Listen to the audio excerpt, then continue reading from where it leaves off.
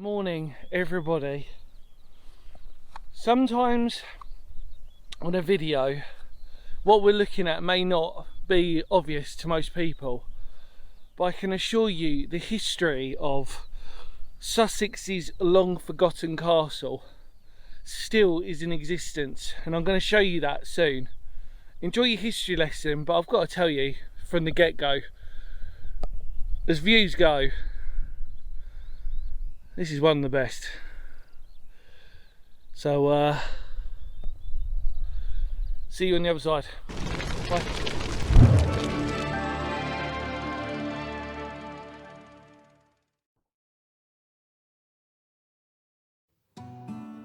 Situated high on top of the Sussex Downs lies a forgotten castle, that of Edmonton Castle.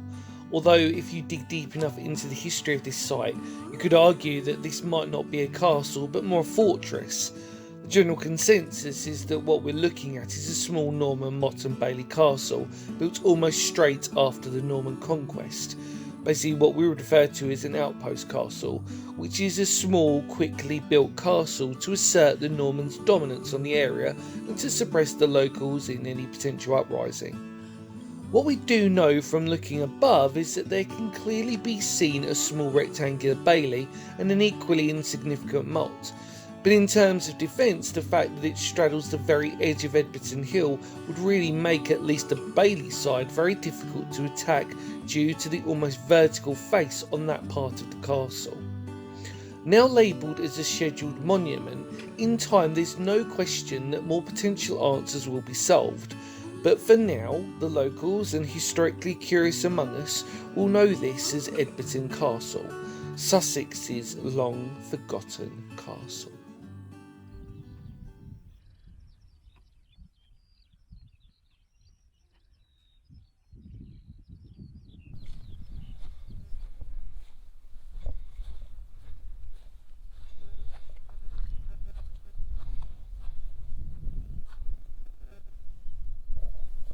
Well, welcome back everybody. I really hope you enjoyed that history lesson.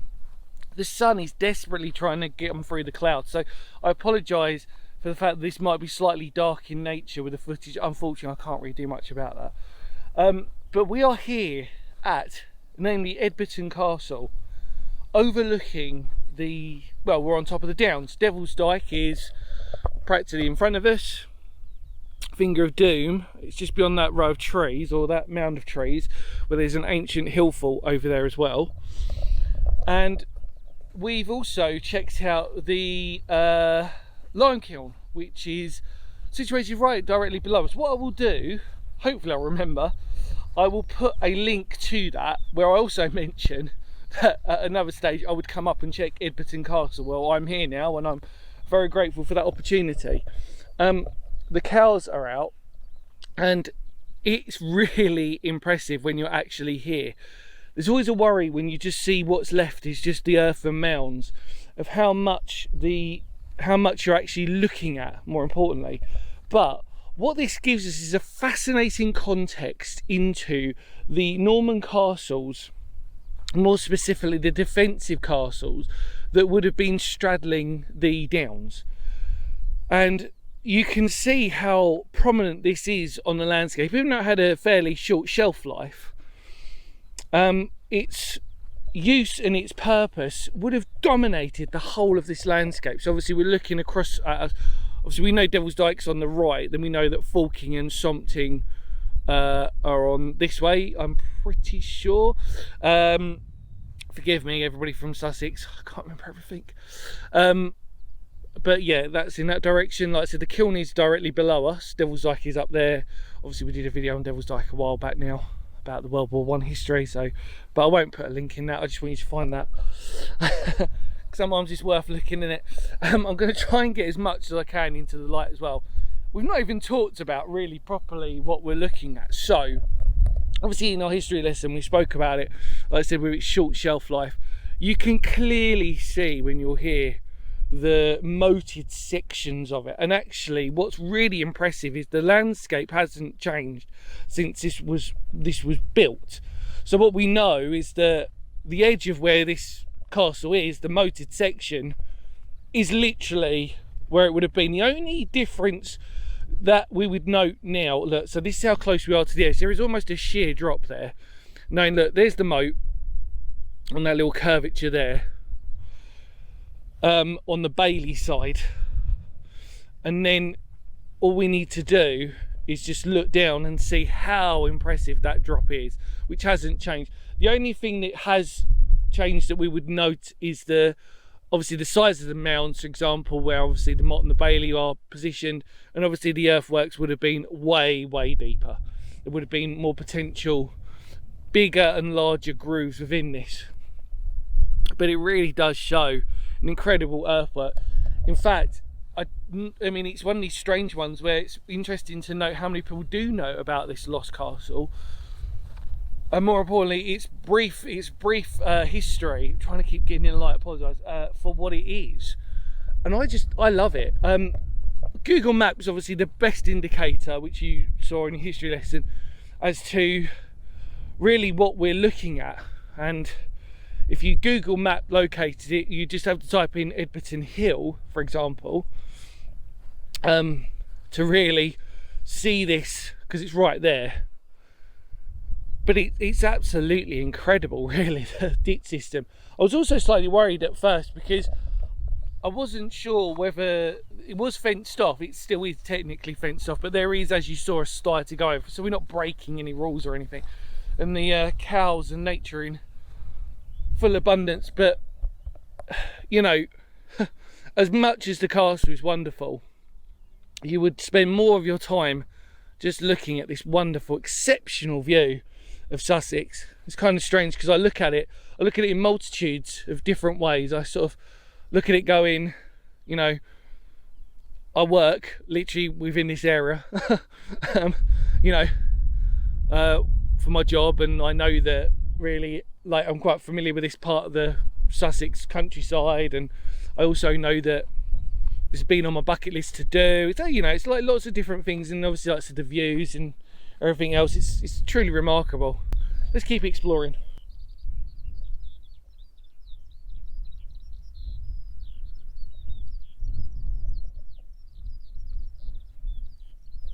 So one of the most important things I'm sort of trying to get across is we're obviously in these moated sections. Now this moated section split.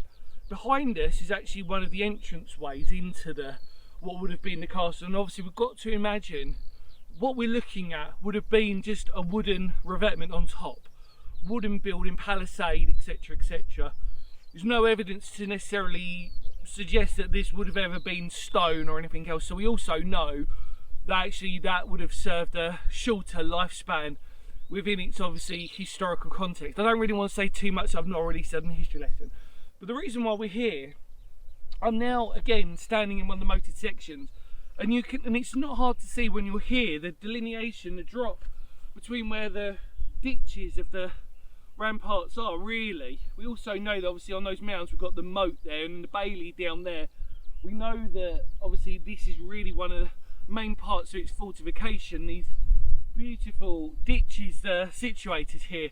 I just thought I'd sort of show you that in context, and hopefully it'll come out on the camera. Like I said, they're quite shallow now, but back when they were being built they would have actually been quite impressive. And like I said, it's really to really do what castles do best, which is assert themselves on the dominance of this landscape. And I'm hoping you're appreciating this and it's coming out, but we need to keep going.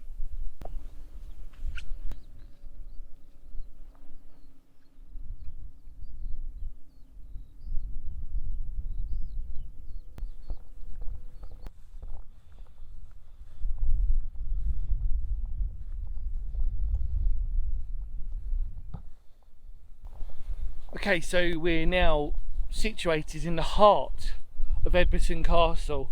We say it loosely, don't we, really, because obviously you need to have an amazing piece of imagination to imagine where we are. And like I said, if you had a drone, for example, or by looking at Google Maps, you kind of get more of appreciation for where you are.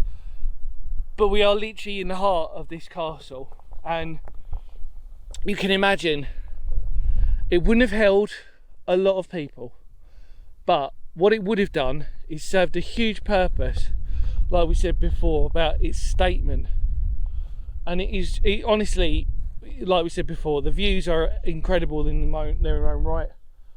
But actually, the fact of the matter is, the fact that this still survives in its mound-like state does give us at least a smaller taste of what we're looking at. And surely that's really the purpose of this channel, to really just highlight an emphasis about how wonderful, even though they're just mounds, the importance and the beautifulness of this castle and its former remains.